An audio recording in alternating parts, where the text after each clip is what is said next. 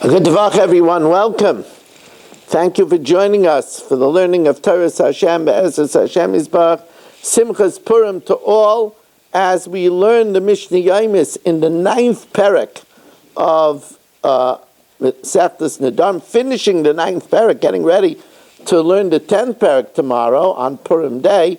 But here on Purim night, we learn the 9th and the 10th Mishnayos in the 9th parak of Nedarim, sponsored Le'ilui Nishmas Elchanan Bunim ben Naftali Benish for Elimelech ben Eliezer, the Fush Shalema for Yomis Mechayisara, for the schus Avram ben Yom Benish ben Malki Yehudis and family.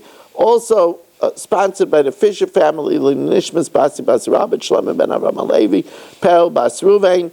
We're also learning, sponsored by Yoel Klugman and family, for the Gesund Parnas and Nachas, and for the Refuah Shalema of Meir ben Chaya Sarah. So Mishnah tells us that if a person says he's not going to benefit from his wife, thereby his vow would necessitate him giving her a get, the Rabbanan could use as a Pesach to annul the vow, using his own honor and the honor of his children. They would say to him, if you would know that Shalamacha tomorrow, they'll say about you, now you're going to look to get married. Kaki Vester shall plain you, this is the nature of so-and-so. He divorces his wives. Or they'll say on your daughters, on your daughters they will say, B'nais Grusha saying, they're daughters of a woman that got divorced, like mother, like daughter. Why did their mother see to get divorced? So your daughters will have a hard time getting married. Amar, he says, if I knew that this would be the consequences, neither, I wouldn't have made the vow. That's a good Pesach to annul the vow. And the last Mishnah tells us, I vow not to marry this woman Shprinza because Ka'ura, she's ugly. But in truth, she's pretty. Shchayra, he says she's dark complexion. In truth, she's fair. Sorry, she's short. In truth, she's tall.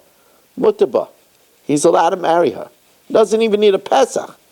Not because she was ugly, she became beautiful. She's dark complexion, she became fair. She's short, she became tall. He was wrong. She was bent down because she was troubled. She was black complexion because she didn't have fresh water to wash herself. She looked ugly because she was impoverished. And the Gemara Taka tells us, there was somebody that made a vow not to benefit from his niece. It was a mitzvah to marry a niece, but he didn't want to marry her because she looked unseemly. They brought him into the kind house of Rabbi Shmuel, who had like a day spa for impoverished girls. And they put her together. Rabbi Shmuel said to him, B'ni, Lazuna Darta, did you vow not to marry this girl?